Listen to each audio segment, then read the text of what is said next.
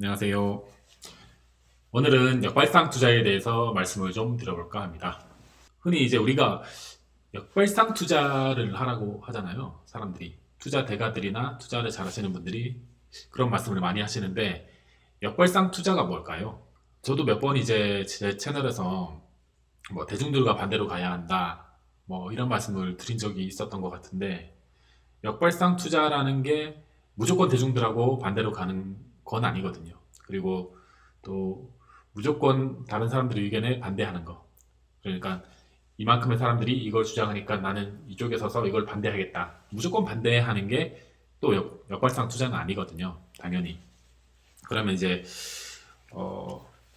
마구 제 생각이에요. 이거 마구 제 생각인데, 제가 생각하기에 역발상 투자란 무엇인가? 제가 생각하기에는 시장에 많은 사람들이 시장에 이제 어떤 게 이제 이게 정설이다라고 느끼고 있는 것이, 그러니까 시장 참여자들이나 시장이 이건 정설이야라고 다수가 느끼고 있는 걸 실제로 데이터를 분석해 보니까 이 정설과 데이터가 다른 거죠. 그러니까 사실이 왜곡된 수많은 정설, 그거를 찾아낼 수 있으면 역발상 투자를 할 수 있다고 보고 있거든요. 그래서 뭐 이걸 다른 말로 하면 오해도 되겠죠. 시장의 오해. 오해가 있는 걸 투자하면 이제 큰 수익이 많이 나는 경우가 많은데, 그렇다면은 이제 그 오해를 어떻게 찾아낼 수 있을까요? 오해를 찾는 건 사실 부지런히 데이터를 열어보고 기업을 분석하고 많이 보는 수밖에 없거든요. 이것도 뻔한 얘기인데, 많이 보고 또 시장의 정설이라고 알려져 있고 많은 사람들이 얘기를 하더라도 좀 의심을 갖고 한 번 더 로우 데이터나 팩트 체크를 해보는 습관이 되게 중요한 것 같습니다. 제가 예전에 블로그에 썼던 글을 다시 꺼내서 읽어주는 코너가 좋다는 의견들이 많아가지고요. 블로그 글을 소개를 드리면서 이제 글에서는 쓰지 않았던 약간 이렇게 첨언할 수 있는 그런 얘기들을 오늘 한번 해볼게요. 아, 참. 이건 이제 노파심의 말씀을 드리는데, 여기 이제 종목 얘기가 나올 수밖에 없는데요. 종목 얘기는 절대로 종목 추천하는 게 아니에요. 절대 추천하는 게 아니고, 그리고 제가 오늘 드리는 이 종목과 관련된 역발상 관련 아이디어들은 이미 다 퇴물 아이디어예요. 이미 다 시간이 오랫동안 흘러버린 것들. 그러니까 지금은 안 맞는 거죠. 이미 지금은 다 뭐 주가에 반영이 됐던가 아니면 시간이 많이 흘러버린 것들이라서 지금 이 아이디어를 적용하기에는 약간 무리가 있거나 위험이 따를 수 있습니다. 그 부분은 확실하게 인지하고 같이 글을 읽어봤으면 좋겠습니다. 먼저 아프리카 TV의 사례인데요. 아프리카 TV 같은 경우에는 이런 오해가 많았습니다. 트위치나 유튜브 같은 해외에서 만든 동영상 플랫폼이 국내에 되게 많이 침투를 하고 있고, 그리고 실제로 점유율도 그쪽 회사들이 커지고 있는데, 아프리카 TV가 과연 이게 트래픽이 감소하는 중에서도 앞으로 성장을 계속 할 수 있겠느냐. 그런 시장의 의구심들이 되게 많았어요. 되게 많았지만, 그리고 보시면 당연히 글로벌 시장에서는 생방송 스트리밍 시장 점유율에서 아프리카 TV는 끼지도 못합니다. 점유율이 1%도 안 돼요. 글로벌 시장에서는. 생방송 스트리밍 쪽에서는 트위치가 단연 압도적이고, 그 다음에 유튜브, 그다음에 뭐 페이스북 게이밍이나 믹서 같은 서비스들이 있는데, 여기 당연히 아프리카 끼지 못하죠. 상황이 이러다 보니까 이제 야, 이 아프리카 TV 비즈니스 모델의 영속성이 있는 거냐, 이거 뭐 살아남을 수 있냐 해서, 또 딱히 밸류에이션이 되게 뭐 밸류에이션이 매수를 하기에 매력적이다 뭐 그런 상태도 아니었거든요. 그래서 약간 이제 부정적인 사람들이 얘기가 많이 있었죠. 뭐 그런데 그런 얘기에 굴하지 않고 아프리카 TV의 실제 실적과 주가 상승률을 보면, 월봉으로 한번 확인을 해볼게요. 이게 지금 로그 차트거든요. 리니어로 보면 막 이렇게 왜곡이 돼서 보이는데, 실제로 로그로 보면 우리나라에서 100배 상승한 주식 중에 하나죠. 100배 이상 올랐죠, 실제는.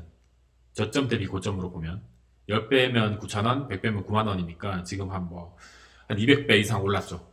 그러니까 그런 부정적인 얘기는 아프리카 TV에는 계속 있었어요. 방금 것 같이 이제 해외 스트리밍 서비스들이 국내에 이제 침투하는데 얘네들이 살아남을 수 있겠느냐 하는 의구심이 있었고, 그전에는 또 뭐 여자애들 옷을 벗겨서 먹고 산다 하는 그런 부정적인 또 공격이 있었고, 계속 그 위기 국면, 위기라기보다는 시장에 안 좋은 센티를 만드는 얘기들이 계속 있었습니다.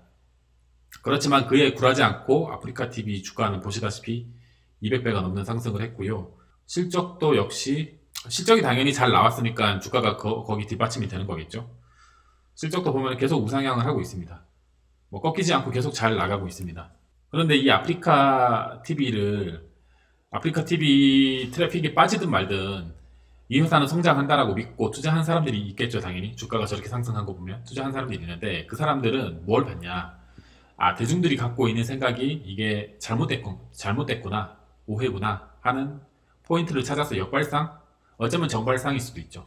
어쩌면 정발상 투자일 수도 있는데 제 기준에서는 역발상 투자를 한 거예요. 그 근거가 뭐냐면 제가 여기 이야기를 약간 거칠게 썼는데 약간 그 업소 비슷하게 돌아간다. 물론 여기 BJ 분들이 업소 뭐 그런 업소 아가씨들이다 그런 얘기가 절대 아닙니다. 그러니까 이제 업소 비즈니스라는 게 사실 뭐냐면 좋게 이제 표현을 하자면 단골 비즈니스라는 거죠. 그래서 보면은 이 BJ들마다 큰 손, 소위 회장님이라고 불리는 사람들이 다 있어요. 한두 명씩. BJ들은 사실 이제 별풍선 매출을 올리는데 많은 회원이 필요한 게 아닌 거죠. 실상을 보니까. 소수의 단골 몇 명이 각 BJ들한테 붙어서 엄청나게 많은 별풍선을 쏘고 있는 겁니다. 그리고 이게 포인트가 BJ는 계속 늘어나요. 긱 이코노미가 계속 활성화되고 이제 뭐 직장 구하기도 힘들어지고 이러다 보니까 또 이쪽이 돈이 잘 된다고 하니까 많이 진출을 하잖아요. 그런데 이제 BJ는 계속 늘어나. 그래서 BJ는 계속 늘어나니까 그에 맞춰서 그 BJ 입맛에 맞는 회장님들도 늘어나겠죠. 그 근거가 이제 여기 나옵니다. 이 총 별풍선 개수. 제가 이 글을 쓴 게 블로그에 글을 쓴 거는 2021년 6월이었네요. 사실 그 전부터 아프리카 TV는 꾸준히 보고 있었는데 글을 좀 늦게 썼네. 2020년 9월에도 제가 스터디에 발표했다고 또 써놨네요. 어쨌든 이 당시를 보시면 총 별풍선 개수가 이렇게 계속 쭉 늘어나는 트렌드를 타고 있어요. 그러니까 계속 이제 아프리카 TV의 트래픽이 떨어진다. 해외 스트리밍 업체들이 치고 들어온다는 얘기가 있는 중에도 별풍선 개수는 계속 늘어나. 이게 제가 앞에서 말씀드렸던 거 똑같은 거예요. BJ는 계속 늘어나기 때문에 BJ는 계속 늘어나고 거기에 회장님들은 한두 명씩 달라붙어 있기 때문에 결국은 별풍선 개수는 계속 늘어나는 겁니다. 뭐 이렇게 아프리카 TV를 역발상 투자할 수 있었던 기회가 있었고요. 지금은 단기적으로 너무 많이 올라버렸죠. 네. 그리고 뭐 아프리카 TV 같은 경우는 이제 별풍선뿐만 아니라 광고 플랫폼으로서도 외형을 확장하고 있고, 그다음에 이제 그 라이브 커머스도 제가 예전에 작년인가 올해 총각 글을 한번 드렸을 텐데 라이브 커머스를 아프리카 TV가 하면 되게 잘할 텐데 왜 안 할까라는 글을 한번 드린 적이 있거든요. 역시나 하더라고요. 해야죠. 예.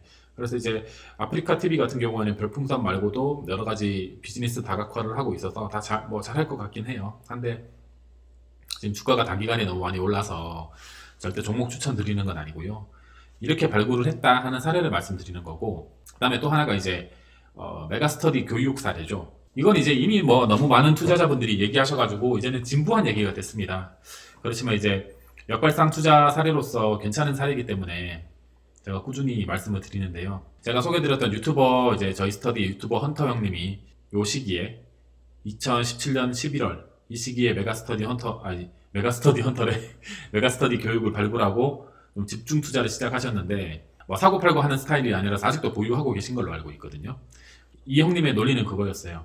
우리가 생각하기에는 어차피 이제 저출산은 이제 확정된 미래고요. 지금 어차피 이제 가임기 여성 숫자도 이제 계속 줄어들고 있기 때문에 지금부터 모든 여성이 결혼을 하고 아이를 2명씩 낳는다고 해도 이거 되돌리기가 힘듭니다. 인구 축소, 그 다음에 학령 인구 축소는 이미 진행되는 현실이고 또 확정된 미래이기 때문에 누구도 그러니까 교육주에 대해서는 좋은 인식을 안 갖고 있었어요. 지금 제가 영상을 찍는 이 시점에서야 이제 메가스터디 교육이나 이런 게 주가가 많이 올라왔으니까 사람들이 좋은 얘기를 많이 할 텐데, 이 형님이 투자할 때만 해도 뭐 주변에 반발이 엄청 거셌대요. 그걸 왜 투자하냐고. 지금 학령 인구 줄고 막 교육주 이제 착살 같은데 그걸 왜 하냐. 근데 이 형님이 발견한 투자 포인트는 그거인 거죠. 첫 번째가 아이들의 절대적인 숫자는 줄어드는 건 팩트인데 아이들한테 들어가는 사교육비는 훨씬 이렇게 가파르게 늘어나고 있다. 그러니까 학생 1인당 교육비에 쓰는 지출 구조가 더 확대되고 있다. 이제 그게 첫 번째 이 형님이 본 역발상 투자 포인트였어요. 역발상 투자 포인트였죠. 이건 사실 말이 되는 게, 이 형님이 메가스터디 교육을 발견하기 훨씬 이전부터 원마우스, 식스포켓츠, 세븐포켓츠라는 얘기가 있었죠. 그게 뭐냐면 이제 옛날보다 아이는 적게 낳지만 그 아이 하나한테 들어가는 돈은 훨씬 많다. 그러니까 아빠 주머니, 엄마 주머니, 이모 주머니, 삼촌 주머니, 할머니 주머니, 할아버지 주머니 해서 아이한테 들어가는 돈은 훨씬 많고 또 아이들한테 뭔가 물건을 사주는 그 제품들도 되게 고급화가 되고 있다. 그 얘기는 옛날부터 있었습니다. 근데 이제 그거 아이디어랑 비슷한 아이디어인 거죠. 이게 지금 지방대가 갈수록 이제 하나씩 소멸돼서 없어지면 비록 아이들 학령 인구가 줄어도 앞으로 서울대 들어가기엔 더 어려워질 거라고 보거든요, 저는. 그래서 오히려 입시 경쟁은 더 치열해질 거예요. 이 형님도 그 포인트를 잡으신 거죠. 사교육비 총액이 오히려 보면 되레 2015년 바닥을 찍고 오르고 있습니다. 사교육비 총액이 2015년에 17조 8천억 정도였는데 2년 뒤에는 18조 6천억으로 오르고 지금은 더 올랐어요. 그리고 또 이 형님이 하나 또 포인트를 잡은 게 뭐냐면 어차피 메가스터디 교육으로 공부를 하는 입시 때문에 공부를 하는 사람들은 신입생만 있는 건 아니다. 재수생도 있다. 그걸 또 포인트를 잘 포착하셨죠. 그래서 그 재수생이랑 신입생 숫자를 보면은 오히려 숫자가 안 줄어요. 안 줄어. 그래프 제가 여기 블로그에 그래프를 뭐 넣지는 못했는데 오히려 숫자가 안 줄고 그리고 이제 이런 이제 온라인 원격 교육이 입시나 자격증 교육뿐만 아니라 평생 교육 기관으로서 자리를 할 수도 있다. 이건 맞는 말이죠. 그래서 이 형님 같은 경우에는 투자 포인트를 사람들이 이제 학령 인구 감소로 교육주는 안 좋을 것이다라는 거대한 뭔가 거대한 부정적인 인식이 있었는데 그걸 깨고 데이터 분석을 통해서 적시에 잘 이제 역발상 투자를 한 케이스라고 볼 수 있습니다. 그리고 이거는 뭐 제가 실제 투자했던 사례이기도 하고요. 그리고 뭐 제 블로그나 유튜브나 이런 데서 너무 언급을 많이 드려가지고 또 재차 말하면은 했던 말 반복하는 게 되니까 간단하게만 말씀을 드릴게요. 2014년에 NC소프트가 되게 안 좋았습니다. 예. 그러니까 회사가 안 좋은 게 아니라 회사는 잘 하고 있는데 센티가 되게 안 좋았어요. 근데 센티가 어땠냐면 NC소프트 망할 거다. NC소프트 부도설이 돌았습니다. 그리고 뭐 이 시기쯤에 뭐 넥슨한테 인수될 거다 뭐 그런 얘기도 있었던 것 같아요. 근데 과연 진짜 망할까 해서 제가 이제 데이터를 다 열어서 분석을 해보고 말이 안 된다 해서 투자를 했던 사례인데요. 이때는 무조건 모바일 게임에 돈이 몰리던 시기였습니다. 2011년, 10년경부터 해서 모바일 게임주가 이제 올라오면서 모바일 게임을 안 하는 회사는 도태되는 회사, 모바일 게임을 해야 이제 뭐 이렇게 돈이 좀 몰리고 그런 상황이었는데 사실 제가 이런 그래프를 제가 직접 다 로우 데이터를 취합을 해서 다시 만든 거거든요. 모바일 게임 같은 경우에는 경쟁 강도가 너무 센 거예요.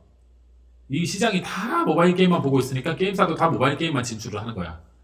그러니까 시장 규모는 생각보다 성장하는 속도는 그렇게 빠르진 않는데 출시되는 게임 수는 너무 많은 거예요. 경쟁 강도가 막 이렇게 나왔죠. 이걸 이렇게 나눠서 산출한 건데. 근데 반면에 온라인 게임은 돈은 잘 벌고 있고 물론 시장은 조금씩 축소되고는 있었어요. 축소되고는 있는데 그래도 어마어마한 돈을 버는 시장이고 그런데 이게 이제 온라인 게임 같은 경우에는 만드는데 품이 많이 들거든요. 비용도 많이 들고 그래서 게임 수가 많지는 않았어요. 늘긴 하는데 모바일 게임에 비해서는 느는 속도가 느리고 경쟁 강도도 약했습니다. 그래서 저는 여기서 먼저 투자 포인트를 착안을 한 거거든요. 모바일 게임은 수익성 낮고 경쟁이 심한 레드오션 시장으로 변질 중이다. 그리고 앱 다운로드하는 숫자도 점점 줄어드는 추세였고 그리고 무엇보다 제가 이제 포인트를 봤던 게 생각보다 모바일 게임사들이 이때 돈을 많이 못 벌었습니다.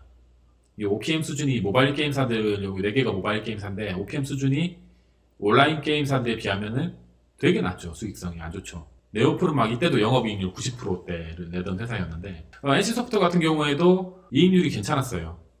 그래서 왜 다들 모바일 게임만 이렇게 다 열광하고 있을까? 사실은 온라인 게임이 돈을 더 잘 버는데 착안을 해서 이제 온라인 게임 대표사인 NC소프트에 투자를 했던 사례고요.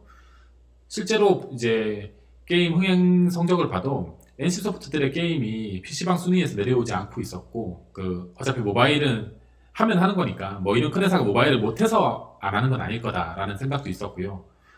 그리고 이때도 리니지를 캐시카우로 해서 회사 실적이 잘 찍히고 있었습니다.